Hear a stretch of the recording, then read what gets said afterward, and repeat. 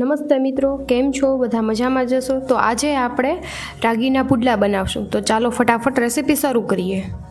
રાગીના પુડલા બનાવવા માટે મેં 1 કપ રાગીનો લોટ લીધો છે અને 3 થી 4 ચમચી જેટલો આપણે ચણાનો લોટ અથવા તો રવો પણ લઈ શકીએ.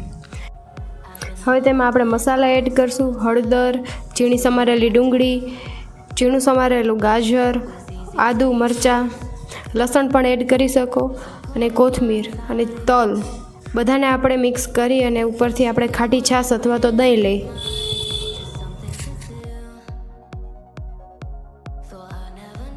છાશ આપણે 1.5 કપ જેટલી જોઈએ છે, તો ધીમે ધીમે આપણે છાશ ઉમેરશું. હવે આપણું બેટર રેડી થઈ ગયું છે, તો હવે લોઢી ગરમ કરી અને આપણે પુડલું તૈયાર કરશું.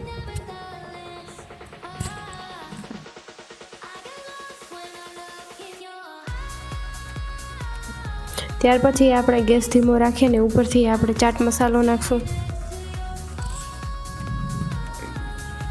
હવે આપણે ઉપર બટર નાખશું અથવા તો તેલ. મેં અહીંયા બટર લીધું છે. ત્યાર પછી આપણે હવે પુડલાને આપણે ઉથલાવશું.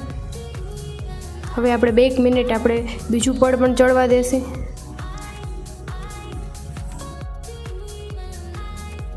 તો પછી તૈયાર છે રાગીના પુડલા. જો તમને મારી રેસિપી ગમી હોય તો લાઈક કરો, શેર કરો અને સબસ્ક્રાઈબ કરવાનું ભૂલતા નહીં.